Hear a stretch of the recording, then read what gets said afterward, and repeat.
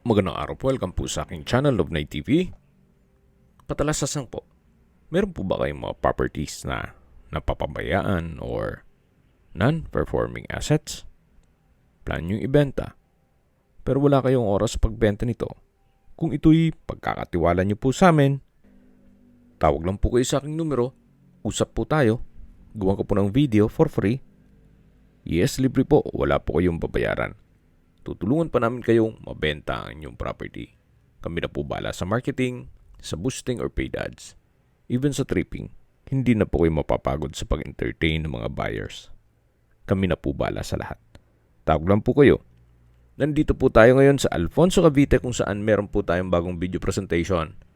Isang residential farm lot na along two-way cemented barangay road. May access na rin po dito ng tubig, kuryente at internet provider gawa ng marami na rin pong mga bahay bakasyunan dito sa area. Medyo masukal lang po gawa ng biglaan po ang pag-video shoot. Dito po sa loob ng property ay meron pong mga fruit-bearing trees. Gaya ng nyog, saging, santol, langka, mangga, at marami pa pong iba.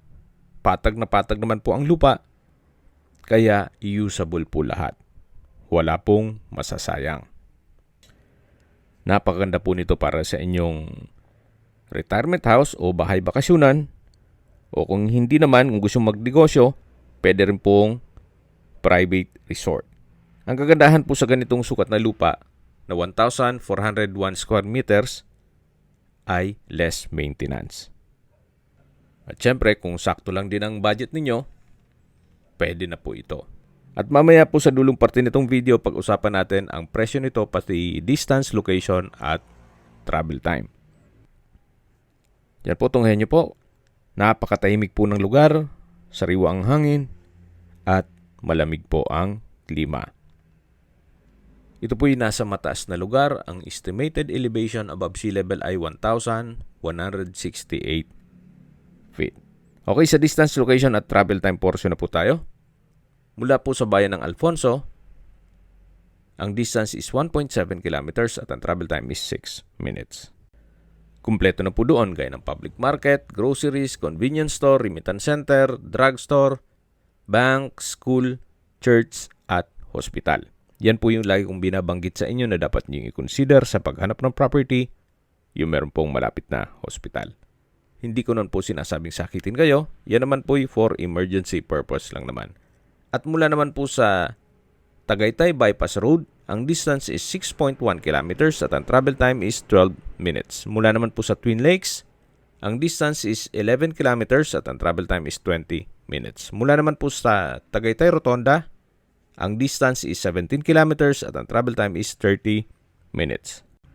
Mula naman po sa Calax Aguinaldo exit, ang distance is 30 kilometers at ang travel time is 52 minutes kasama na ang traffic. Kung manggagaling naman po sa Manila o sa airport, ang distance is 63 kilometers at ang travel time is 1 hour and 46 minutes. Okay, sa presyo na po tayo. Binibenta po ito ni owner sa halagang 4,500 pesos per square meter. At cash basis po ito. Kung sakali po na gusto nyong installment basis, meron din pong available na subdivided lots na pwede nyong i-avail na nasa kabilang barangay lang po.